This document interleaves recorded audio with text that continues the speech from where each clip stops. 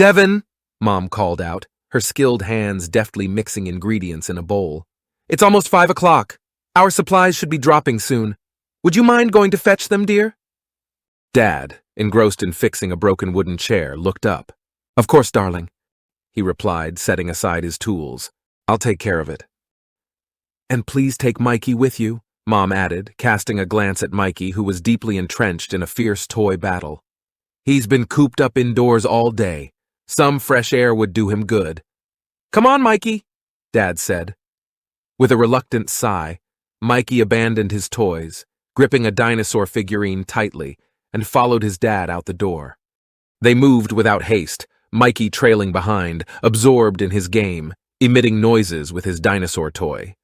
Upon reaching the trees, Milky swallowed hard, his focus shifting from his toy to the mist-shrouded surroundings.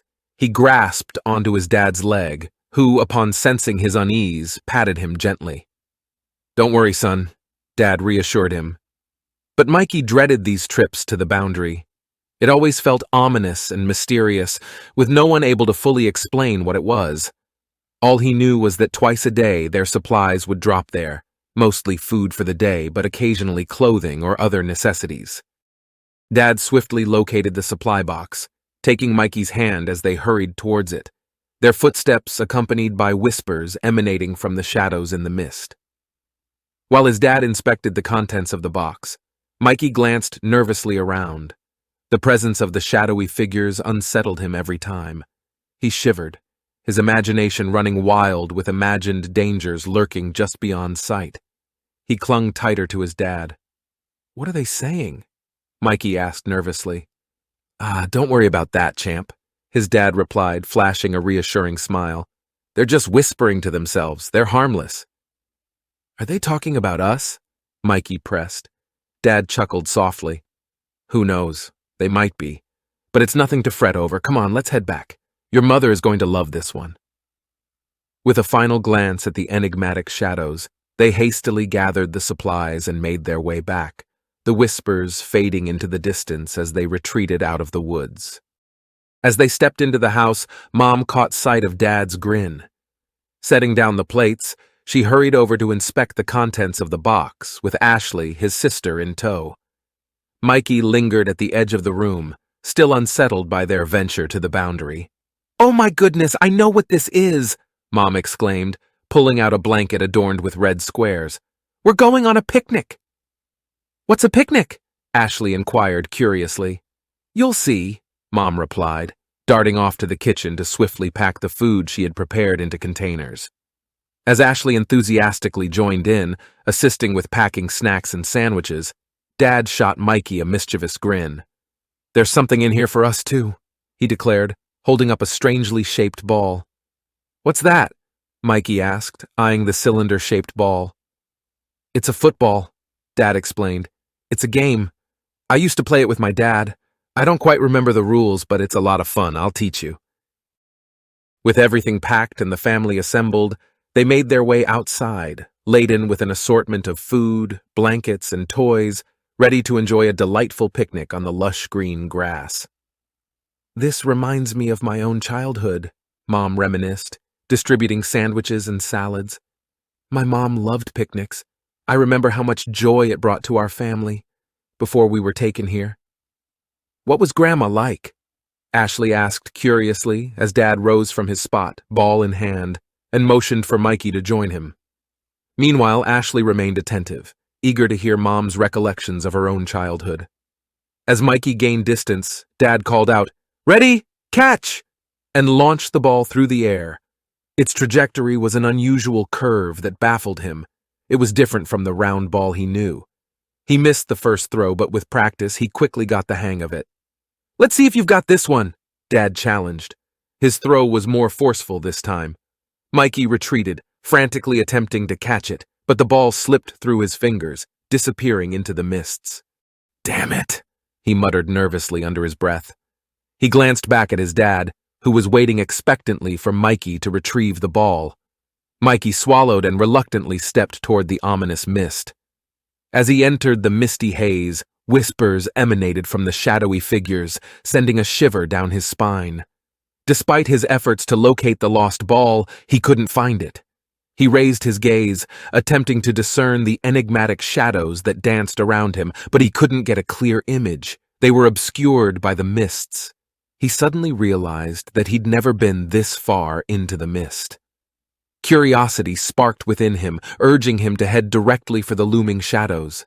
However, his progress was cut short when he hit an invisible wall, causing him to stumble backwards as laughter erupted from the shadows. Brushing himself off, he reached out with his hand, encountering a solid, cool surface that seemed to mark the edge of the mist. The shadows seemed to watch him intently, one looming directly before him. As he explored the barrier with his hand, it suddenly trembled violently, as though struck from the other side. Startled, Milky sprinted back in terror, the echoes of mocking laughter trailing behind him as he fled from the unsettling unknown. He sighed in relief as he exited the mist. "Where's the ball?" his dad called out when he came into view. Ignoring the question, Milky made his way to the blanket where his mom and Ashley sat. With a heavy sigh, he lay down, resting his head on his mother's lap. "Is everything all right, sweetheart?" she inquired. His gaze was fixed on the darkening sky as the sun dipped below the horizon.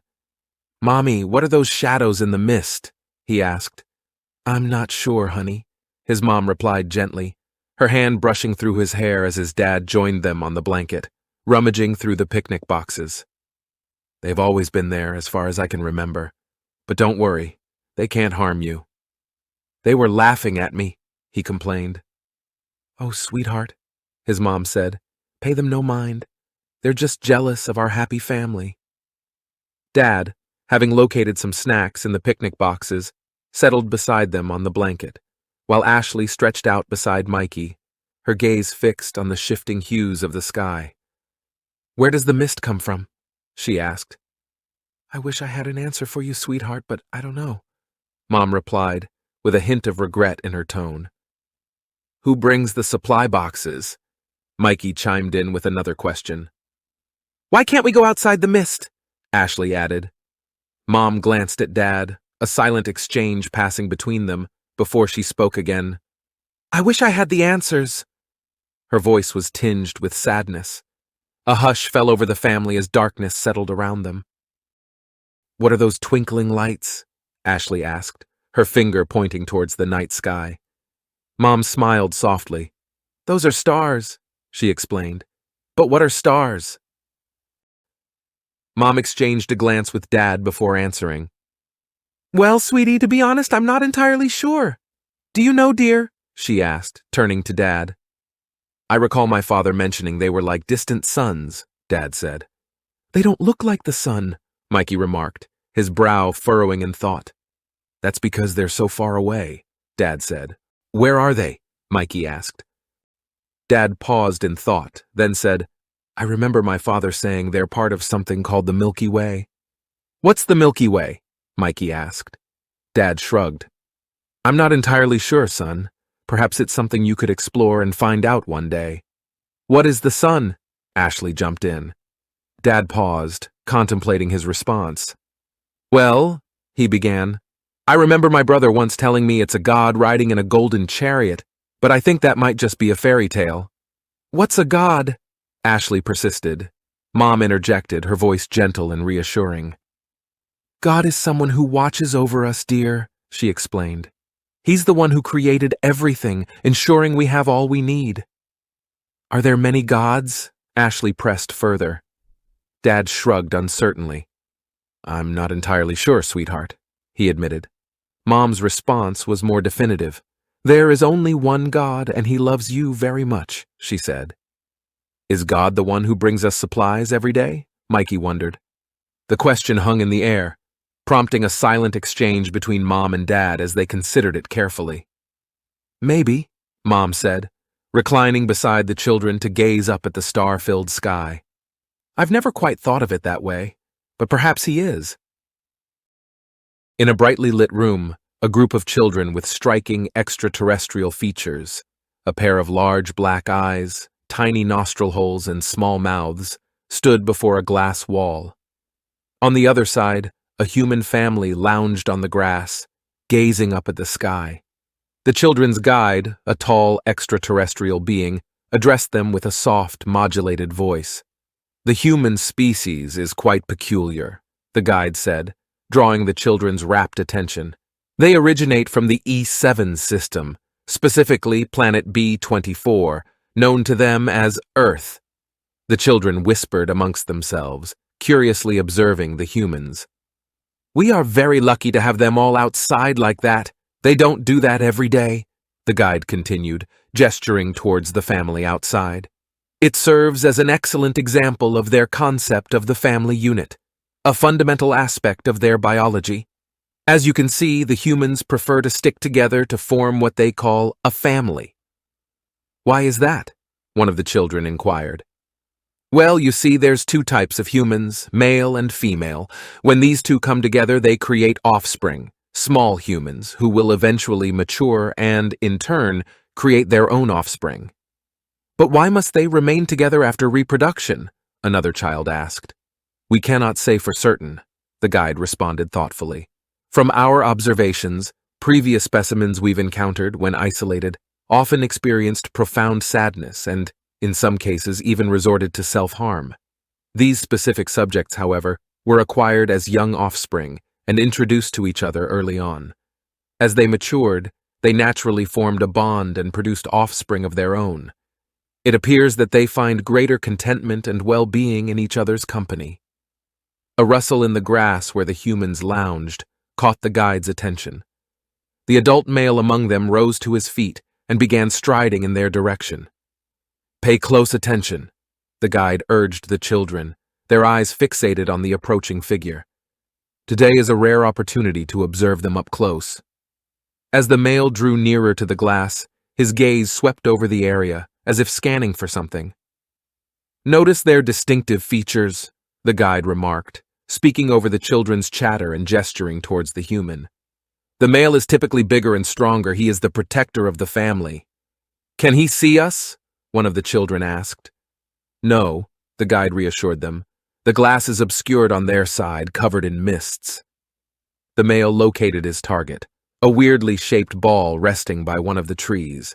Swiftly retrieving it, he returned to the group, much to the disappointment of the children observing. "Very well," the guide announced. "Let us proceed to the next enclosure to observe the Arrhythma species, a highly intriguing species as well." With that, he led the children to the next open-air enclosure, eager to continue their educational journey through the galactic zoo.